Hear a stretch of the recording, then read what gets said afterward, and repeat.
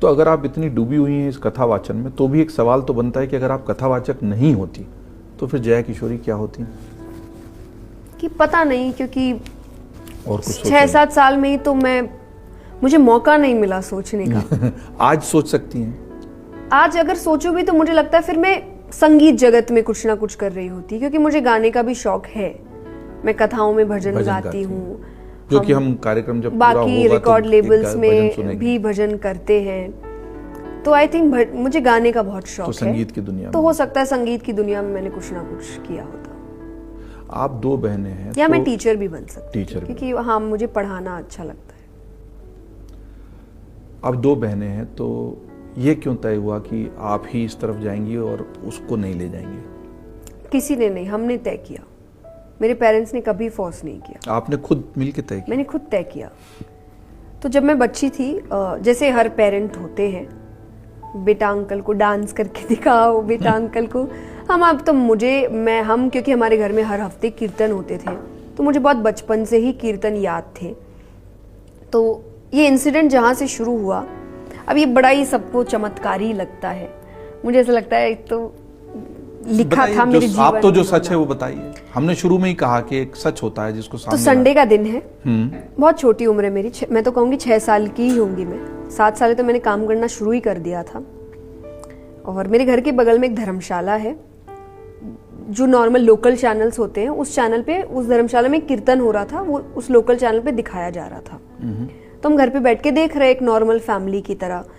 तो पापा ने कहा कि ये तो बगल में ही हो रहा है, खाली बैठे हैं, चलते हैं। तो हम सब चले गए। वहाँ पे एक बहुत सुंदर भजन गायक है, कुमार विशु जी, जिनका एक बहुत सुंदर भजन था, कभी प्यासे को पानी पिलाया नहीं, बाद अमृत पिलाने से क्या फायदा। तो वो उस प्रसिद्ध भी बहुत है, और उस समय तो बहुत ज्यादा ही प्रसिद्ध थे। तो पापा ने कहा चलते हैं।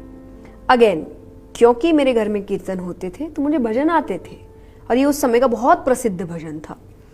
एक नॉर्मल बच्चे की तरह, जो कीर्तन में बच्चे करते हैं, फूलों से खेलते हैं, मैं वो खेलते खेलते आगे तक चली गई। और मैं फूलों के साथ खेलते खेलते उन्हीं भजन गायक के नीचे उस भजन को लिपसिंग कर रही हूँ। उनकी नजर मुझ पे पड़ी। जो बात आई गई हो गई। नेक्स्ट डे उन्होंने पता नहीं कहाँ से हमारे घर का एड्रेस पता किया, और वो हमारे घर पे थे। और उन्होंने मेरे पिता से कहा कि इस बच्ची में कुछ है बात, आप इस पर थोड़ा ध्यान दीजिए। सिर्फ यही कहा, भजन में बढ़ाइए नहीं, कथा में बढ़ाइए, कुछ भी नहीं कहा। उन्होंने कहा बस कुछ बात है। और मेरे पिता ने कहा क्या बात है, मतलब उनको समझ ही नहीं आया। तो उन्होंने कहा क्या किया उस दिन तुमने? मैंने कहा क्या किया, वो जो गा रहे थे गाया। तो उन्होंने कहा गा के दिखाओ। मैंने गाया। अब ये गा के दिखाओ एक से रिश्तेदारों में हुआ, तो रिश्तेदारों के घर कुछ होता था, उन्होंने कहा अरे जया गा के दिखाओ उस दिन क्या गाया था। गा के दिखाओ, गाते गाते मैंने भजन गाना शुरू कर दिया। तो मैंने 7 साल की उम्र में भजन गाना शुरू किया। मैं कथा नहीं करती थी, कथा तो मैंने 11-12 साल की उम्र में की। 7 से 10 मैंने भजन गाए हैं। तो मैं भजन बहुत गाती थी। भजन से फिर वो धीरे धीरे मैंने बहुत बहुत बड़े कथाकार हुए उस समय, मायरा स्वामी श्री राम सुखदास जी महाराज। अगेन उनकी कैसेट आती थी, जो मेरे दादा से मेरे पापा भी सुनते थे। पापा घर पे सुन रहे थे, मैंने उनको कहा क्या सुन रहे हो? उन्होंने सुनाया थोड़ा 15-20 मिनट। मैंने कहा करते हैं।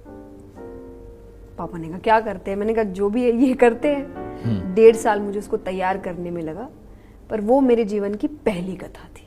3 दिन का नानी बाई का मायरा, नरसिंह मेहता भगत हुए कृष्ण जी के, उनकी कथा है जो अभी भी आपकी। तो मेरे जीवन में कुछ भी बहुत डिसाइडेड नहीं था, मैंने चलते फिरते किया, सुना अच्छा लगा मुझे करना है। और मेरे माँ बाप ने कभी नहीं कहा ये क्या करना है, क्यों करना है, अरे अभी तो पढ़ाई है। उन्होंने कहा करना है, अच्छा लगा करते।